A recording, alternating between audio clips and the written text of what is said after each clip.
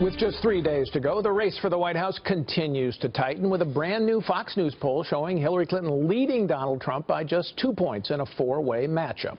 But Tuesday's results all come down to the Electoral College math and a handful of battleground states that still remain too close to call. Republican pollster Ed Goeas is here with a closer look at the numbers. So, Ed, good to have you here with us. Thanks for coming in. Glad to be here, Paul. Okay, so the conventional wisdom is it's a tight race, but Hillary Clinton has a narrow 1 to 3 point lead. Is that how you see it?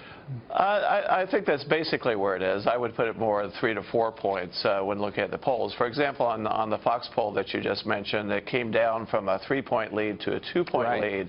But the sample a week ago was 7 points net Democrat. The sample this week was even between the two parties. And that's not accounted for in the numbers. So actually, I don't know that the numbers wouldn't be moving away from Trump as opposed towards him looking at that sample. But I think the key thing in looking at the data, and this is what I've seen this entire campaign, is that both these candidates have extremely high negatives. And the only thing that has really moved is the strongly unfavorable on both these candidates, moving up almost to the 50% mark.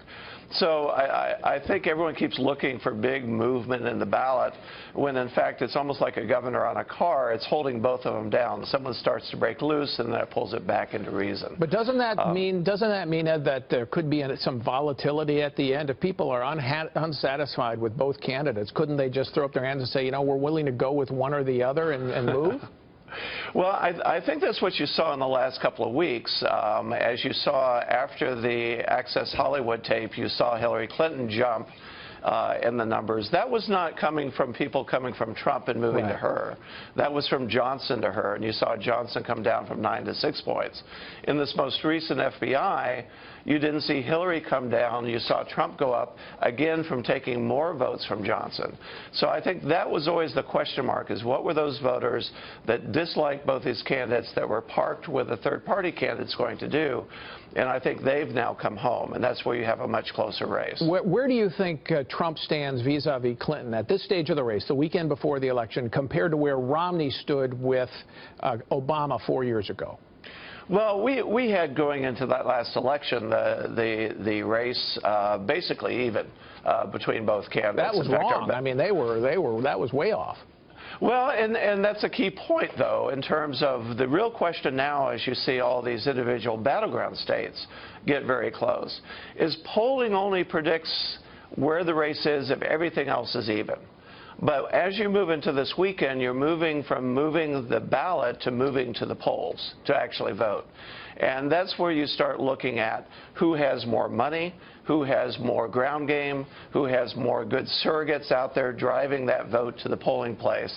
And as we saw on Election Day in 2012, that if one campaign does not have the quality ground game that the other campaign does, it could make a 2 or 3 point difference at the end of the day. The promise of the Trump campaign, and the Ted Cruz campaign also promised this, was that they would drive a higher percentage of white vote than Mitt Romney got. Mitt Romney got 59% of the white vote in the end, but they think they could drive that higher, and the higher share of the electorate, which was 72% last time, and make it even higher, 73, 4, or 5. Are we seeing any evidence that that's taking place? You don't. And what you see, quite frankly, inside the white vote is that Trump is not doing as well with college-educated white females and even college-educated white men. He's far behind the margin where he needs to be on that. And that's kind of come into play in this election. They may turn out, but they're not necessarily voting for him. Yeah, but you're seeing, but Ed, look, you're seeing, let's take states like Iowa and Ohio, okay? Romney lost both of them. Trump is up in both of them, and they have a relatively smaller share of the minority vote than some of the other states, and Trump's lead in those states is often attributed to those voters.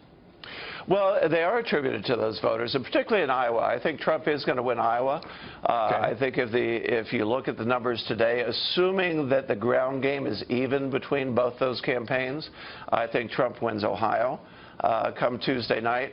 But that's kind of where the story ends. You don't think Ohio is within reach for Trump?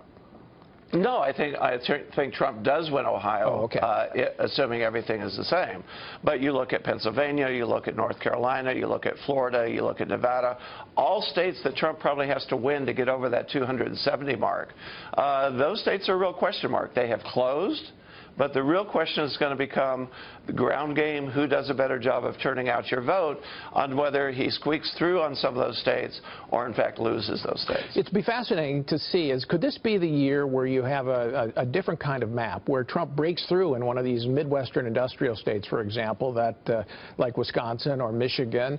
Michigan's close to even, and Hillary Clinton campaigned there on Friday. It was a surprise to me for her to go there. He sneaks through with one of those states, surprisingly, and then could lose a state where Romney won, like North Carolina or you know, perhaps Florida. Romney lost that, but it was close.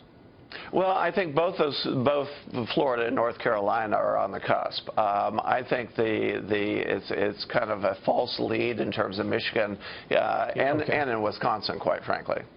So you don't think he's going to make a breakthrough in any of those? You think he's got to go basically to all the Romney states and then sneak into with Iowa, Ohio, maybe sneak in with a New Hampshire, a Colorado, Nevada, something else? I think he needs Nevada. I think he needs Iowa. I think he could do New Hampshire. He has to win North Carolina. He has to win Florida. He has to win Ohio. And I think the real question mark right now is Pennsylvania. The polling is showing it closing there. But because Pennsylvania doesn't have early voting, there's no real feel for, is there a ground game there, quite frankly, on either campaign side. Right. And so Pennsylvania is going to be the race to watch. It's probably one he needs to win, because just having Iowa and even Nevada doesn't get him over the top. So watch Pennsylvania on election night. All right. Thanks very much, Ed. Appreciate your coming in. Thank you.